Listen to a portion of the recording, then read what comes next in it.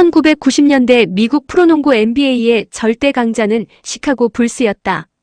그리고 그 중심에는 농구 역사상 최고의 선수 중 한 명인 마이클 조단이 있었다. 당시 시카고 불스는 10년 동안 2차례나 3연패를 달성하며 전성기를 누렸다. 사람들은 농담처럼 NBA는 시카고 불스와 시카고 불스를 상대하는 나머지 팀들로 나뉜다라고 말할 정도였다. 심지어 마이클 조던 한 사람을 위해 NBA가 존재하는 것처럼 보이던 시대였다. 그렇다면 시카고 불스는 왜 그렇게 강했을까? 물론 가장 먼저 떠오르는 이유는 뛰어난 선수들이 많았기 때문이다. 실제로 당시 선수들의 기량은 매우 뛰어났다. 그러나 그것만으로는 설명이 부족하다. 당시 감독이었던 필 잭슨 팀을 구성할 때 매우 중요한 원칙을 가지고 있었다. 그는 단순히 최고의 선수들을 모으는 데 집중하지 않았다. 오히려 팀의 핵심을 마이클 조던으로 정하고 어떻게 하면 이 선수가 가장 잘 활약할 수 있을까를 고민했다. 그래서 선수 선발 기준도 달랐다. 가장 잘하는 선수인가? 가 아니라 마이클 조던과 조화를 이룰 수 있는 선수인가? 를 먼저 보았다. 그 결과 피핀과 데니스 로드맨 그랜트 같은 선수들이 팀에 합류했다. 이들은 모두 자신의 역할을 정확히 이해하며 조던을 중심으로 팀의 균형을 맞추었다. 대표적인 예가 바로 삼각 편대 트라이앵글 오펜스였다. 조던과 피펜 그리고 동료 선수들이 삼각형 형태로 움직이며 공격을 전개하면 상대 수비는 어디를 막아야 할지 혼란에 빠졌다. 조던을 집중적으로 막으면 다른 선수들이 득점했고 슛이 빗나가더라도 로드맨이 리바운드를 따내며 다시 공격 기회를 만들었다. 왜 이런 강력한 팀이 될 수 있었을까? 그 이유는 최고의 선수들만 모았기 때문이 아니라 서로의 강점과 약점을 보완하며 조화를 이루는 선수들로 팀을 구성했기 때문이다. 이 이야기는 스포츠뿐 아니라 우리의 인생에도 중요한 교훈을 준다. 인생은 최강의 사람들끼리 모인다고 해서 반드시 최고의 결과가 나오는 것이 아니다. 진짜 중요한 것은 조화다. 이 원리는 축구에서도 똑같이 나타난다. 세계 최고의 선수들을 모두 모아놓은 팀이 종종 만들어지지만 의외로 평범해 보이는 팀에게 패배하는 경우가 있다. 한 명 한 명의 실력만 놓고 보면 모두 최고 수준인데도 경기 결과는 기대에 미치지 못한다. 왜 그럴까? 축구는 개인의 능력만으로 이길 수 있는 경기가 아니기 때문이다. 팀에는 시스템이 필요하다. 골을 넣는 공격수도 필요하지만 그에게 패스를 연결하는 선수도 필요하다. 수비수도 필요하고 눈에 띄지 않아도 팀을 위해 끊임없이 뛰어다니며 희생하는 선수도 필요하다. 그 대표적인 예가 맨유에서 뛴 박지성 선수였다. 박지성 선수는 화려한 개인기나 많은 골로 주목받기보다 팀을 위해 헌신하는 선수였다. 그는 경기장 곳곳을 누비며 상대의 공격을 막고 동료들에게 기회를 만들어주고 필요할 때는 자신을 희생하면서 팀의 균형을 유지했다. 그래서 감독들이 특히 신뢰하고 아끼는 선수가 되었다. 결국 강한 팀은 스타 선수 한 명만으로 만들어지지 않는다. 골을 넣는 사람도 필요하고 골을 넣도록 만들어주는 사람도 필요하다. 수비하는 사람도 필요하고 뒤에서 묵묵히 희생하는 사람도 필요하다. 이처럼 각자의 역할이 다르지만 서로 조화를 이루어 하나의 방향으로 움직일 때 비로소 강력한 팀이 탄생한다. 우리의 가정도 교회도 직장도 마찬가지다. 모든 사람이 주인공이 될 수는 없다. 모든 사람이 리더가 될 수도 없다. 그러나 각자가 맡은 자리에서 자신의 역할을 충실히 감당하며 서로를 세워줄 때 공동체는 건강해지고 강해진다. 결국 성공의 비결은 누가 가장 뛰어난가가 아니라 어떻게 함께 조화를 이루는가에 있다.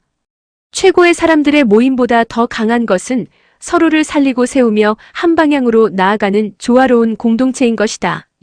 중국 춘추전국 시대의 명의로 알려진 편작의 이야기가 있다. 많은 사람들이 편작을 최고의 의사라고 칭찬하며 명의라고 불렀다. 그런데 어느 날 누군가가 편작에게 물었다. 당신이 이렇게 뛰어난 명의가 된 비결이 무엇입니까? 그러자 편작은 의외의 대답을 했다. 사실은 큰형이 가장 뛰어난 의사입니다. 둘째 형이 그 다음이고 저는 세 형제 중 의술이 가장 부족합니다. 사람들이 의아해하며 다시 물었다. 그렇다면 왜 세상 사람들은 당신만 명의라고 부르는 것입니까? 편작은 이렇게 설명했다. 큰형은 사람들이 병에 걸리기 전에 미리 치료합니다. 그래서 사람들은 자신이 병이 들 뻔했다는 사실조차 모릅니다. 그러니 큰형은 명이라는 소리를 듣지 못합니다. 둘째 형은 병이 시작되는 초기에 치료합니다. 사람들은 병이 심해지기 전에 나았기 때문에 크게 고마워하지 않습니다. 하지만 저는 사람들이 거의 죽을 지경에 이르렀을 때 치료합니다. 그래서 사람들은 다 죽어가던 사람을 살렸다고 하며 저를 명이라고 부르는 것입니다. 그러나 실제로는 세 형제 가운데 제가 가장 의술이 부족합니다. 이 이야기를 감사와 연결해서 생각해보면 중요한 교훈을 발견하게 된다. 우리는 보통 언제 감사하는가? 큰 사고를 당할 뻔했다가 살아났을 때, 심각한 병에서 회복되었을 때, 사업이 망할 위기에서 벗어났을 때, 절망적인 상황에서 기도 응답을 받았을 때 감사한다. 사람들은 위기의 순간에 하나님께 매달린다. 하나님, 이번만 살려주시면 제가 평생 주님을 위해 살겠습니다. 그리고 정말 응답을 받으면 뜨겁게 감사한다. 물론 그것도 귀한 감사다. 그러나 사실 더 큰 감사는 따로 있다.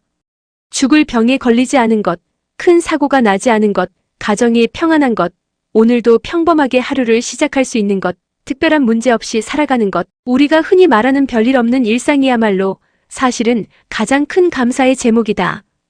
병에 걸리지 않도록 지켜주신 은혜가 병에서 고침받은 은혜보다 먼저 있는 것이고, 큰 위기를 막아주신 은혜가 위기에서 건져주신 은혜보다 먼저 있는 것이다. 그래서 가장 큰 축복은 특별한 기적보다도 매일의 평안이며 가장 큰 감사는 평범한 일상에 대한 감사이다. 이러한 감사의 삶을 보여주는 대표적인 인물이 있다. 프랜차이즈 산업의 선구자로 불리며 미국의 대표적인 도넛 기업 웬디스 도넛을 세운 창업주 윌리엄 로젠버그이다. 72회 생일잔치 자리에서 그는 자신의 인생을 돌아보며 이렇게 말했다. 나는 일당 몇천 원을 받던 가난한 소년이었습니다. 그러나 이제는 수조 원 규모의 기업을 이루게 되었습니다. 나는 몹시 가난하게 자랐고 정규 교육도 제대로 받지 못했습니다. 그러나 성공은 지식보다 태도에 있다고 믿습니다. 하나님께서는 언제나 나의 동행자가 되셨고 내가 지기 버거운 짐을 대신 져주셨습니다. 그는 어린 시절 가난했지만 하나님께 11조를 드렸고 때로는 하나님과 씨름하듯 치열하게 인생을 살아갔다. 물론 그의 성공을 단순히 한두 가지 이유로 설명할 수는 없다. 노력도 있었고 열정도 있었으며 탁월한 경영 능력도 있었다. 그러나 그것만으로는 설명되지 않는 부분이 있다. 아무리 열심히 산다고 해도 남보다 두세 배 더 잘 살 수는 있을지 몰라도 상상을 초월하는 성공과 영향력을 얻는 것은 또 다른 차원의 이야기다. 로젠버그는 자신의 인생을 돌아보며 그 이유를 분명하게 고백했다. 하나님의 은혜입니다. 그는 자신이 이룬 것이 아니라 하나님께서 함께 걸어주셨고 하나님께서 대신 짐을 져주셨으면 하나님께서 길을 열어주셨다고 믿었다. 결국 그의 성공의 가장 깊은 뿌리는 믿음과 은혜에 대한 감사였다. 또 한 사람의 이야기가 있다. 세계적인 햄버거 브랜드 웬디스의 창업주 데이브 토마스이다. 그는 1932년 미국 뉴저지에서 사생아로 태어났다. 어린 시절 입양되었지만 5살 때 양어머니마저 세상을 떠났다. 양아버지는 정착하지 못하고 떠돌아다녔고 그는 양할머니 밑에서 자라야 했다. 어린 시절 대부분을 트레일러와 작은 아파트를 전전하며 보냈고 12살 때부터 식당에서 일했다. 15살에는 결국 고등학교를 중퇴했다. 누가 보아도 희망이 보이지 않는 인생이었다. 그러나 그는 훗날 전 세계에 1만 개가 넘는 매장을 가진 웬디스의 창업주가 되었다. 더 놀라운 것은 성공 이후의 삶이었다. 그는 자신의 재산을 사회에 나누었고 자신이 입양하라는 사실을 공개하며 미국 전역에서 입양운동을 펼쳤다. 자신이 받았던 상처를 다른 사람을 살리는 사명으로 바꾸어 놓았다. 그렇다면 그는 어떻게 그런 축복을 누릴 수 있었을까? 물론 성실함이 있었다. 누구보다 열심히 일했다. 그러나 성실함만으로는 설명되지 않는다. 그 역시 자신의 삶의 비결을 감사와 은혜에서 찾았다. 그는 위기가 찾아올 때마다 먼저 하나님께 감사했다고 한다. 감사합니다, 하나님. 이 한마디가 그의 습관이었다. 상황이 좋을 때만 감사한 것이 아니라 어려울 때도 감사했다. 문제가 생겨도 감사했고 도전이 찾아와도 감사했다. 그에게 신앙은 어떤 환경 속에서도 앞으로 나아가게 하는 힘이었다. 감사의 입술을 놓지 않았던 그에게 하나님은 길을 열어주셨고 사람의 힘으로는 설명할 수 없는 은혜를 베풀어 주셨다. 결국 편작의 이야기와 로젠버그, 데이브 토마스의 이야기는 같은 교훈을 우리에게 전해준다. 우리는 큰 기적이 일어났을 때만 감사하려고 한다. 그러나 진짜 감사는 위기를 넘긴 후의 감사가 아니라 위기가 오기 전에 주어진 평안에 대한 감사이며 특별한 축복에 대한 감사가 아니라 매일 누리는 은혜에 대한 감사이다. 오늘도 건강하게 숨쉬고 있는 것, 가족과 함께 있는 것, 예배할 수 있는 것, 먹을 것이 있고 잠잘 곳이 있는 것, 평범한 하루를 살아가는 것. 사실 이것이야말로 하나님께서 우리에게 이미 베풀어 주신 가장 큰 기적이다. 그래서 믿음의 사람은 큰 응답이 있을 때만 감사하는 사람이 아니라 별일 없는 하루 속에서도 하나님의 은혜를 발견하며 감사하는 사람이다. 그런 사람에게 하나님은 오늘도 보이지 않는 손으로 함께 걸어주시고 때로는 우리가 감당하기 어려운 짐을 대신 져주신다. 좋은 것을 수용하고 좋은 것을 흘려보내는 축복의 인생. 영접이란 무엇일까요? 영접의 본질은 단순합니다. 바로 수용하는 것, 받아들이는 것입니다. 고 이어령 교수는 한국어 속에 담긴 독특한 영접의 의미를 설명하며 특히 한국 사람들이 사용하는 먹다라는 표현 속에 깊은 수용의 의미가 담겨 있다고 말했습니다. 첫째, 우리는 나이를 먹는다고 말합니다. 이 말은 단순히 시간이 흘러간다는 의미가 아닙니다. 자신의 나이를 인정하고 받아들인다는 뜻입니다. 나이를 먹었는데도 어린아이처럼 철없이 살아간다면 나이를 헛먹은 것입니다. 나이를 먹어갈수록 삶의 지혜와 성숙함이 더해지고 더욱 아름다운 인생으로 빚어져 가야 합니다. 그것이 나이를 영접하는 것입니다. 둘째, 우리는 마음을 먹는다고 말합니다. 마음을 먹는다는 것은 마음속에 들어온 생각과 결단을 받아들이는 것입니다. 특별히 하나님께서 말씀을 통해 깨달음을 주시고 도전을 주실 때 내가 마음먹었다고 말합니다. 이것은 하나님의 뜻을 영접하고 내 살 속에 받아들이는 행동입니다. 신앙생활에는 이러한 영적인 결단과 수용이 반드시 필요합니다. 셋째, 우리는 욕을 먹는다고 말합니다. 생각해보면 욕도 내가 받아들여야 욕이 됩니다. 상대방이 아무리 비난하고 험한 말을 해도 내가 그것을 영접하지 않으면 그것은 내 것이 될 수 없습니다. 자아가 건강한 사람들을 보십시오. 남의 비난과 욕설에 쉽게 무너지지 않습니다. 세상이 무엇이라 말하든 하나님의 사람은 때로는 패스할 줄 알아야 합니다. 거절해야 합니다. 받아들이지 않아야 합니다. 우리가 시험에 드는 이유도 마찬가지입니다. 많은 경우 상대방의 말 자체 때문이 아니라 그것을 내 안으로 받아들이고 인정하기 때문입니다. 영접하지 않으면 상처도 힘을 잃게 됩니다. 넷째, 우리는 좋은 것을 먹어야 합니다. 모든 것을 다 받아들이는 것이 지혜가 아닙니다. 좋은 것은 받아들이고 악한 것은 거절할 줄 알아야 합니다. 사도 바울은 이렇게 말씀합니다. 범사에 헤아려 좋은 것을 취하고 악은 어떤 모양이라도 버리라 살전 521-22. 신앙생활은 결국 무엇을 받아들이고 무엇을 거절할 것인가를 결정하는 과정입니다. 하나님의 말씀, 은혜, 사랑, 믿음, 소망은 적극적으로 영접해야 합니다. 반면 세상의 유혹, 죄악된 가치관, 비난과 저주는 거절할 줄 알아야 합니다. 좋은 것을 수용하는 사람이 결국 좋은 인생을 살아가게 됩니다. 그런데 여기서 한 걸음 더 나아가야 합니다. 좋은 것을 받아들이는 것으로 끝나지 말고 받은 것을 흘려보내는 사람이 되어야 합니다. 하나님께서 주시는 축복은 고여있으라고 주시는 것이 아니라 흘러가라고 주시는 것입니다. 대표적인 인물이 언더우드 선교사 가문입니다. 언더우드 가문의 뿌리는 미국의 유명한 언더우드 타자기 회사였습니다. 타자기를 개발하여 전 세계에 500만 대 이상을 판매하며 막대한 부를 축적했습니다. 그러나 그들은 부를 쌓아두는 인생을 살지 않았습니다. 언더우드 선교사의 형인 존 토머스 언더우드는 동생의 한국 선교를 위해 아낌없는 후원을 시작했습니다. 선교 자원자들을 모집하고 훈련하는 비용을 지원했으며 한국으로 들어온 초기 선교사들의 여비와 정착 비용까지 부담했습니다. 특별히 동생 호러스 언더우드가 한국의 미래를 위해 교육기관 설립을 꿈꾸었지만 그 뜻을 다 이루지 못하고 세상을 떠나자 형 존 언더우드는 거액의 재산을 기부하여 신촌 일대의 넓은 부지를 매입하게 했습니다.